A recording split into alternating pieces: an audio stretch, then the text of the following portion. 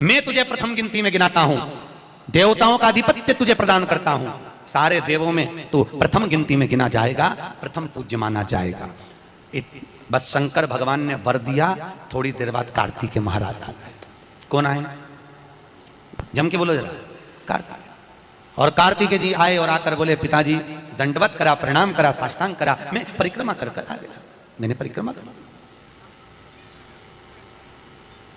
अब इधर तो देवता सब सारे देवता मिलकर अक्षत छोड़ रहे गणेश जी के ऊपर, स्वस्ति वाचन हो रहा, लोग प्रणाम कर रहे, नमन कर रहे, लोग आवाज लगा रहे, श्री गणेश जी महाराज की।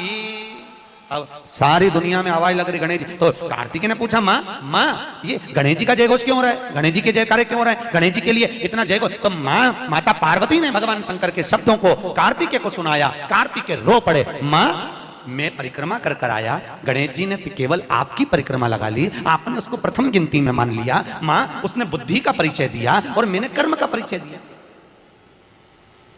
बुद्धि का परिचय, कर्म का परिचय।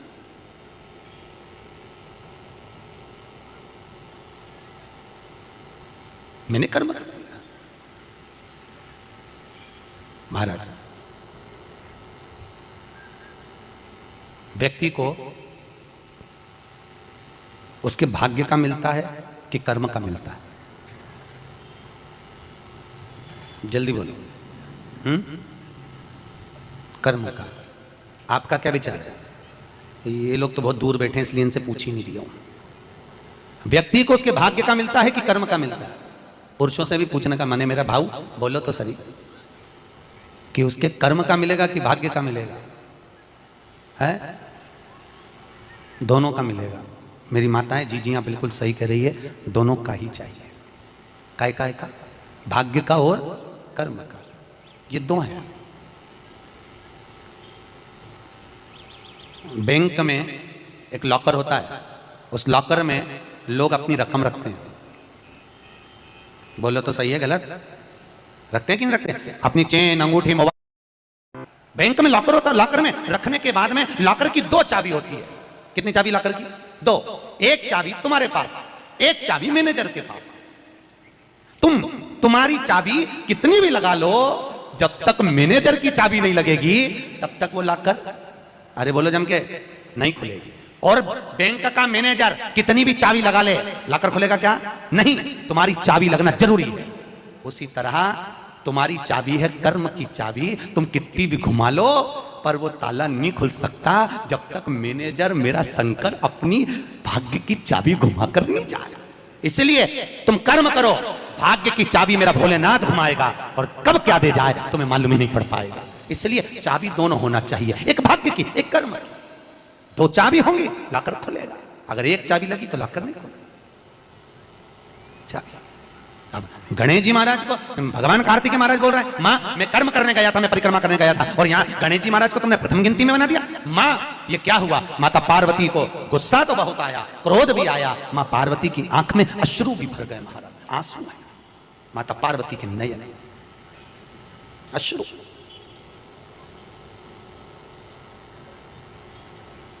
माँ खड़ी हो गई। माता पार्वती ने आज खड़े होकर भगवान भोलेनाथ जी से निवेदन करा, आपने अपनी जिंदगी की ये गलती कर दी। क्या गलती? शंकर भगवान पूछ रहे हैं, कौन सी गलती? तुमने गणेश जी को प्रथम गिनती में बना दिया, कार्तिकेय भी तो गया था, अगर कुछ थोड़ा सा आशीर्वाद रखना था तो कार्तिकेय के लिए रखना था, पर तुमने केवल गणेश को प्रथम गिनती में बनाया है, ये तुम्हारी गलती है। तो गणेश जी ने परिक्रमा भी तो करी है। माता पार्वती खड़े होकर शंकर भगवान से बोली, भोलेनाथ मैंने अपनी जिंदगी में आपसे कभी कुछ नहीं मांगा, पर आज तुम्हारी ये पार्वती तुमसे एक वर चाहती है। शंकर भगवान ने कहा, मांग, तुझे क्या चाहिए? पार्वती कहती है, आज के बाद तुम्हारी कभी पूर्ण परिक्रमा ना लगे, आज के बाद तुम्हारी कभी पूर्ण प्रदक्षिणा ना हो। पूर्ण नहीं होने चाहिए। कौन ने मांगा?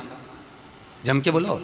पार्वती। शंकर की पूर्ण प्रदक्षिणा माता पार्वती ने कह दिया, भोलेनाथ आज के बाद ना हो, क्योंकि तुम भोले हो, तुम्हारे आसपास कोई घूम लेता है, तुम उसको कुछ भी निकाल कर दे देते हो। होता है, दो बहुएं होती हैं, एक बहू रहती है पूना में, बोलो कहाँ? मुंबई या पूना, और दूसरी बहू तुम्हारे साथ रहती है। अरे बोलो जम के, एक दूर रह रही है और एक तुम्हारे साथ रह रही है। पर सास को जो साथ रह रही है ना, रोज पूछ रही है ना, वो अच्छी नहीं लगती। वो जो दूर रहती है ना, उसका गुणगान 24 घंटे करती है। ये डोकरियों की आदत भी बुरी बुरी बड़ी बुरी आदत।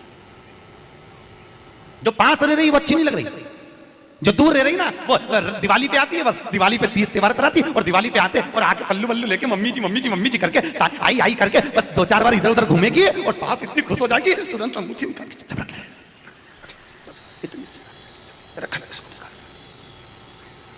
जो तुम्हारे पास में है वो बुरी लग रही है, वो चाय दे रही है, दूध दे रही है, बस बोलने में कभी कभी बोल देती है। अब बहुएं हैं बेचारी, हो जाता है। एक सास बहू से कहती है मैं सुबह 5 बजे उठती हूं, तू 4 बजे उठा कर। अब वो झगड़ा करते करते हमारे पास आ गए और हमारे पास आके बोली गुरुजी ये मेरी सास मुझे परेशान करे। मैंने बोला तेरी सास को क्या बोल रही है? तो क्या मैं 5 बजे उठूं तो बहू 4 बजे उठना चाहिए। तो मैंने कहा अच्छी बात बोली, कोई दिक्कत वाली बात नहीं है। एक काम कर, बहू की उम्र है 20 साल, तेरी उम्र है 70 साल, तू 20 साल की बन जा, मैं भी इसको जगाना चालू कर देता हूं। जब तुम, वो कहते हैं ना सास भी कभी बहू थी, जब तुम बहू थे तुम भी खूब अलमस्त चकाचक सोते थे और तुम्हारी सास पहले उठती थी। बुढ़ापे में नींद नहीं आती जीजी, नहीं आती। आती क्या? अरे बोलो तो, आती बुढ़ापे में? मनुष्य की उम्र, गधा की उम्र, कुत्ता की उम्र और उल्लू की उम्र बराबर थी। किस किस की? जम के बोलो। मनुष्य, गधा, कुत्ता, उल्लू। सबको पहचानती हो? ठीक है, सबकी उम्र बराबर है, 40-40 साल। मनुष्य पहले 40 साल का था, गधा 40 साल का था, कुत्ता 40 साल का था, उल्लू 40 साल का था। सबकी उम्र लेवल में बिल्कुल बराबर थी। भगवान क्या देर अंधेर कुछ ये ऊंचा नीचा लेवल अपने यहाँ चले, भगवान क्या नहीं चले। भगवान ने सबकी उम्र 40-40 साल रखी, सबकी उम्र 40। एक दिन गधा भगवान के पास में आया और गधे ने भगवान से आकर कहा अरे भोलेनाथ। भगवान शंकर ने पूछा क्या हो गया? महाराज हमारी उम्र 40 साल की दे दी, हम लोगों का बोझा ढोते रहे, लोगों का वजन ढोते रहे, महाराज हमारी उम्र बिल्कुल आधी कर दो, बिल्कुल आधी, हमें इतनी लंबी उम्र नहीं चाहिए। भगवान ने कहा ठीक है गधा, आज से तू 20 साल का। गधा कितने साल का हो गया? अरे जम के बोलो 20 साल का। थोड़ी देर बाद मनुष्य, आवाज सेट करो, मनुष्य इको खत्म हो गया, डिले नहीं आ रहा।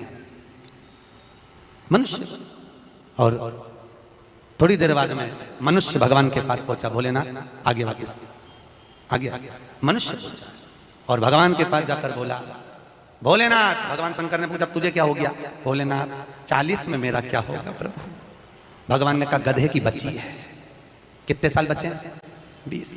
मनुष्य कहा दे दो प्रभु। भगवान ने कहा ले जा। कितने का हो गया? जम के बोलो 60 का। थोड़ी देर बाद कुत्ता आ गया।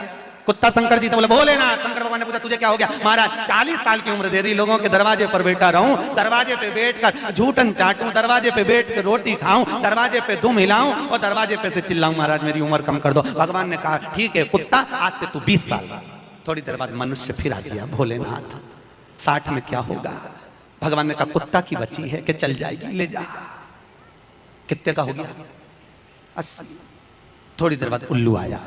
उल्लू ने आकर कहा भोलेनाथ। भगवान शंकर ने पूछा तुझे क्या हो गया? महाराज 40 साल की उम्र दे दी, रात रात भर जगता रहूं, पेड़ पे टंगा रहूं, रात रात भर मुझे नींद नहीं आती भोलेनाथ, मेरे को रात भर चौकीदारी करना पड़ती, रात भर पेड़ पे बैठा रहता हूं, रात भर वृक्ष पर बैठा रहता हूं, मेरी उम्र कम कर दो। भगवान ने कहा कितनी कम कर दो? बिल्कुल आधी कर दो। भगवान ने उल्लू की उम्र आधी कर दी। कितने साल का हो गया? 20 साल का। थोड़ी देर बाद मनुष्य आ गया। मनुष्य आकर बोला अरे भोलेनाथ। शंकर भगवान ने पूछा क्या हुआ? 80 में मेरा क्या होगा? भगवान ने कहा उल्लू की बच्ची है, चलेगी? ले जा। कितने का हो गया? 100। अब तुम खुद देखो 40 वर्ष तक मनुष्य अपनी जिंदगी को सही जीता है। कितने साल? जम के बोलो जरा। 40 साल तक मनुष्य अपने जीवन को सही जीता है। खूब खाता, आराम से पछता, खूब डेंटिंग पेंटिंग सब चकाचक, कपड़े मपड़े सब जोरदार, रकम मकम सब पहने, खूब अच्छा लगे, क्योंकि 40 वर्ष की जिंदगी तुम्हारी है तो 40 साल तक मनुष्य अपने जीवन को सही जीता है। 40 के बाद किसकी लगी थी? जम के बोलो। गधे की। तो 40 से 60 तक मनुष्य गधे जैसा बोझा ढोता है। बच्चों को बड़ा करना है, शादी करना है, मायरा भरना है, परिवार को पालना है, तो बोझा ढो रहा है। जैसे गधा बोझा नहीं ढोता, जैसे 60 तक बोझा ढोया। 60 के बाद उम्र किसकी लगी? कुत्ता की। जब 80 की उम्र में आता है तो कुत्ते को दरवाजे पे रखा जाता है। जब तुम्हारी 80 की उम्र होगी तो घर के लोग कुर्सी डाल के खटिया पलंग दरवाजे के पास हॉल में बिठा देंगे, पलंग दरवाजे के पास हॉल में बिठा देंगे, वहीं बैठे रहे। और रोटी भी दरवाजे के पास, चाय भी दरवाजे के पास, क्योंकि कुत्ते को अंदर परमिशन नहीं है, बाहर। और कोई भी मिलने आया तो वहीं से चिल्लाया बहु, वहीं से आवाज लगा रहा, क्योंकि कुत्ते की उम्र लगी है, वहीं से अब कुत्ते के बाद में 80 के बाद 80 से 100 उल्लू की। डॉक्टर साहब क्या गए, डॉक्टर साहब मुझे रात में नींद नहीं आती, डॉक्टर साहब ने टेबलेट दे दी, नींद की गोली दे दी, डॉक्टर साहब ने इंजेक्शन लगा दिया। कितने भी अच्छे अच्छे डॉक्टर को दिखा लेना, पर 80 से 100 साल की जब उम्र होगी, डॉक्टर को क्या मालूम कि किसकी लग गई। शिव महापुराण कहती है 80 से 100 में कितनी भी दवाई खाओ, कितने भी इंजेक्शन लगवाओ, पर रात्रि को नींद नहीं आएगी। गोली खा भी लोगे तो रात के 1:30-2 बजे तक चकाचक सोएगी, 2 बजे के बाद उल्लू जैसी बैठी रहेगी। 2 बजे के बाद कितना भी खाओ, कितनी भी दवाई खाओ, कितने भी अच्छे डॉक्टर को दिखाओ, पर 80 से 100 में जाग रही। आधी रात को जागे, बहू के मम्मी सो नहीं रही, आई सोई नहीं, आई के मारे नींद ही नहीं आई। अब इसके कौन समझाए, उल्लू की लगी, कौन समझाए इसके। 80 से 100। अपन तो सब कथा छोड़ो, अपन अपनी कथा पे आओ, चलो। महाराज तो जो बहुत दूर रहती है ना वो अच्छी लगती है, जो पास में रह रही है दूर के ढोल सुहावने, ठीक नहीं है, श्रेष्ठ नहीं है। भागवत ज्ञान गंगा यज्ञ समिति वालों, काय श्रेणी की कथा 10-15 मिनट ज्यादा हो जाए तो कोई दिक्कत तो ना है? हाँ, क्या विचार है तुम्हारा? नहीं, अगर खाना हो तो मैं अक्षतम किस्म कर दूं, मारे का ये मिर्ची का ठेसा तैयार। पंडित प्रदीप मिश्रा जी के उपाय जानने के लिए आप पंडित प्रदीप मिश्रा जी का कथा सुनिए। अगर आपको यह वीडियो पसंद आया होगा तो लाइक करिएगा, शेयर करिएगा। मेरे चैनल में नए होंगे तो मेरे चैनल को सब्सक्राइब करिएगा। श्री शिवाय नमस्तुभ्यम। हर हर महादेव।